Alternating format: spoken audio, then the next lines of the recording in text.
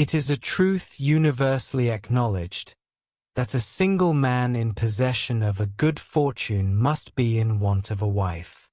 However little known the feelings or views of such a man may be on his first entering a neighborhood, this truth is so well fixed in the minds of the surrounding families, that he is considered as the rightful property of some one or other of their daughters.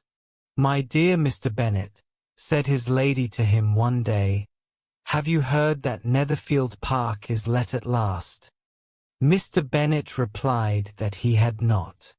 "But it is," returned she, "for Mrs. Long has just been here, and she told me all about it."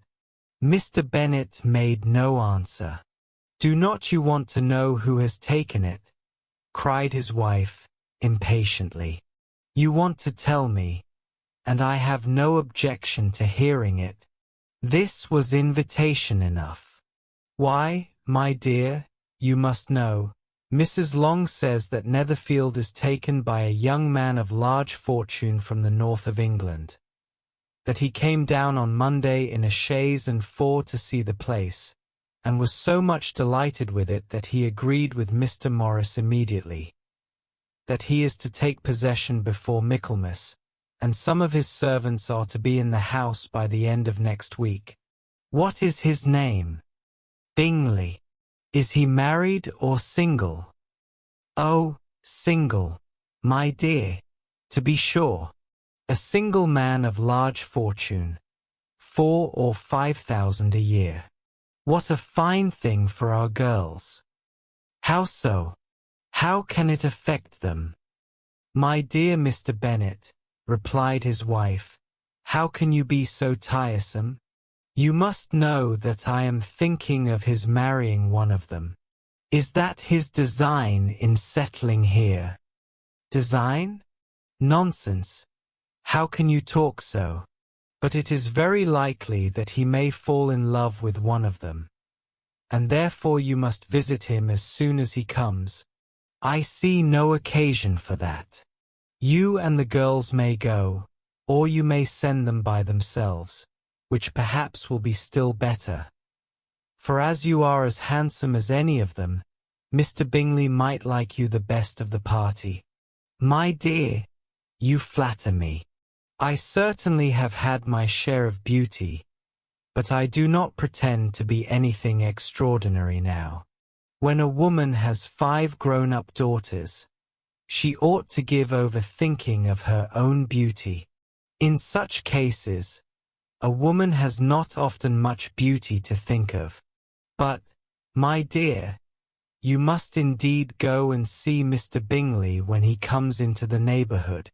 It is more than I engage for, I assure you. But consider your daughters. Only think what an establishment it would be for one of them. Sir William and Lady Lucas are determined to go, merely on that account. For in general, you know, they visit no newcomers. Indeed you must go, for it will be impossible for us to visit him, if you do not. You are over-scrupulous, surely. I dare say Mr. Bingley will be very glad to see you, and I will send a few lines by you to assure him of my hearty consent to his marrying whichever he chooses of the girls. Though I must throw in a good word for my little Lizzie. I desire you will do no such thing. Lizzie is not a bit better than the others, and I am sure she is not half so handsome as Jane, nor half so good-humoured as Lydia. But you are always giving her the preference. They have none of them much to recommend them, replied he. They are all silly and ignorant like other girls. But Lizzie has something more of quickness than her sisters. Mr. Bennet, how can you abuse your own children in such a way? You take delight in vexing me. You have no compassion on my poor nerves. You mistake me, my dear. I have a high respect for your nerves. They are my old friends. I have heard you mention them with consideration these 20 years at least. Ah, you do not know what I suffer. But I hope you will get over it, and live to see many young men of 4,000 a year come into the neighborhood. It will be no use to us, if 20 such should come, since you will not visit them.